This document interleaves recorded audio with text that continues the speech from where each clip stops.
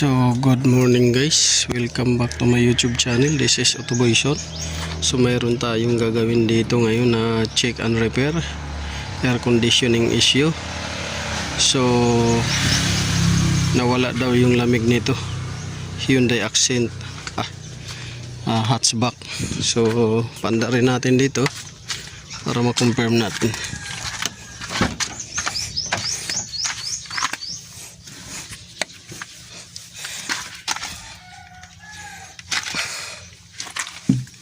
Pandarin natin guys kung mayroon bang ano siya,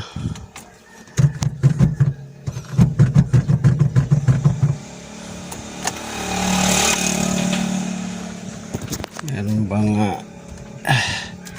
ibang issue pa. So yan,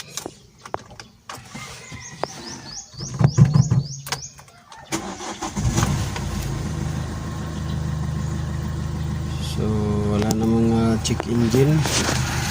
So walang check engine, ang nakailaw lang ay yung restraint airbag ng sa seat. So yan, so temperature, fuel, so okay, rev natin. So ngayon dito tayo, tingnan natin. So naka max yung temp, naka max yung temp. Lagay lang natin sa hindi max dito, tapos mode nya front,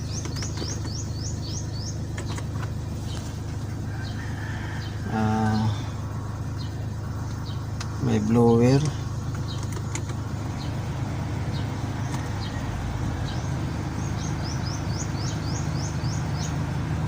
so mahina nga guys, mahina yung ano. So ating i-off muna to dahil mahina, na-confirm naman natin.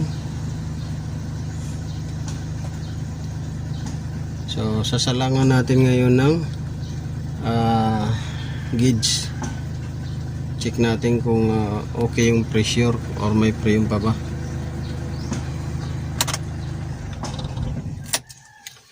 So tara, punta natin.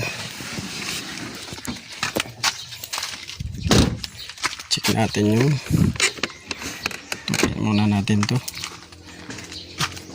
Check natin kung okay yung pressure. So dito guys, ating sinalang yung manifold gauge. So mayroon siyang pressure, kita nyo naman, may pressure siya. Yan, check natin ito kung may mga leaking na ano, abnormal leaking. So dito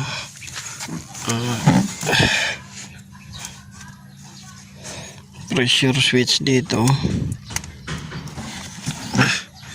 check natin dyan kung may mga abnormal leaking. May pressure naman siya, pero check natin kung may mga abnormal leaking sa pipe. Tsaka condenser. So dito check natin yan, pati yung ECB, check din natin yan, yung ECB nya, pati mga fuses. So dito sa condenser,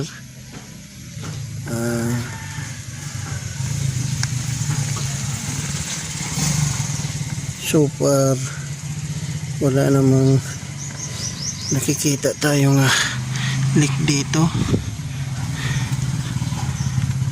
madumi lang. So ngayon i-check natin yung fuse doon, tapos yung supply dito kung mayroong lumabas sa ECB. So yun, check natin yan kung okay ba yung supply dito. So Ang ano dito ay dito sa aircon tayo. Steering, radiator, ABS. So dito tayo sa hanapin natin yung sa aircon.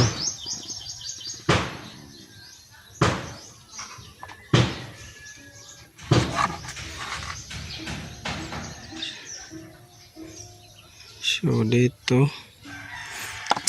sa aircon, check natin. Okay naman lahat dito. Horn, fuel, fan.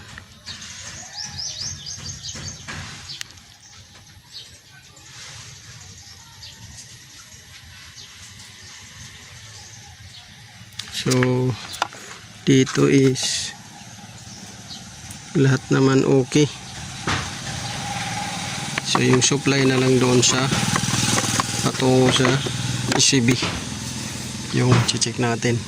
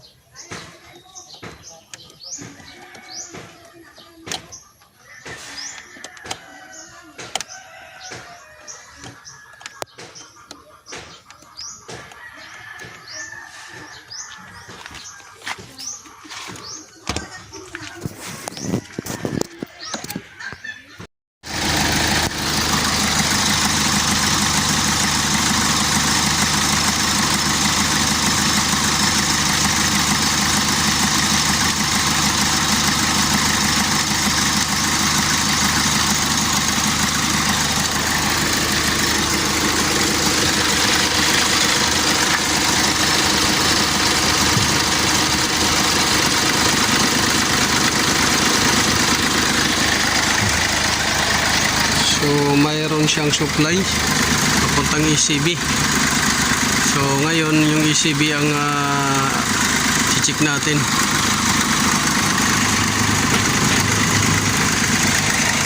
Check natin yung ECB. So ayan guys, tanggal na natin yung bumper. So check natin dito. Walang leak sa condenser. Wala siyang leak. So may pressure, may ano naman, freon siya. So i-drain natin ito dahil yung ECB nagluloko. Minsan gagana, minsan hindi. So ating ano yan, ating pasingawin na lang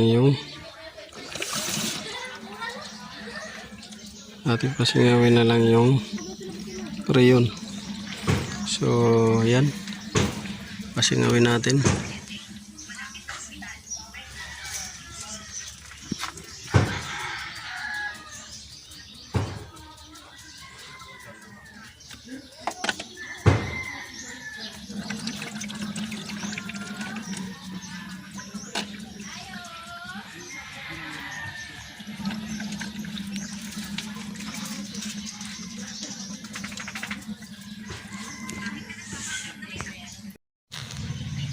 So ito na guys, natanggal na natin yung ECB valve. So itong ECB valve nasira na naman to dahil kadalasan nakakasira ng ECB valve pagka over temperature. So pag halimbawa yung auxiliary pa ninyo hindi gumana, nag-over temperature yung over pressure yung condenser, so ito mag-iinit din to dahil yung pressure niya imbis na mag-cut off siya, hindi siya magka-cut off, laging naka-engage to. dahil hinahabol niya na makadaloy yung freon sa system. So laging naka-engage to. Dapat magka-cut off to siya para hindi siya mag-init. So nasunog to. Yan. So malamang yung auxiliary fan ay hindi na makabuga ng hangin or makahigop ng hangin dahil baka mamaya lagi na lang nakalo. So hindi na medium or high. So yun, papalitan natin to. Mayroon dito pamalit tayo, yan. So yan. Yan guys. Kakabit natin tong bago. So ito yung luma niya. Pinunasan ko na lang para hindi madumi natin na hawakan. So yun. So yun guys, natapos na natin ikabit yung PCB valve at ngayon pinakargahan na natin. So yung bomba ng compressor nasa 25 PSI, which is good indication. Maganda pa ang compressor bomba niya. Tapos dito ay nasa 150 200, so nasa 160 yung temperature niya sa high side or pressure niya sa high side. Yan. Pressure niya sa high side 160, 25 yung sa low side. So observe lang natin muna kasi bagong karga pa yan. Tingnan natin kung magbabago pa. So bago na yung ECB, pinalitan natin. Pinalitan natin yung ECB. So ngayon, check natin yung blower kung gumagana. So gumagana siya, nasa medium siya. Gumagana siya. Tapos yung bomba, ayan.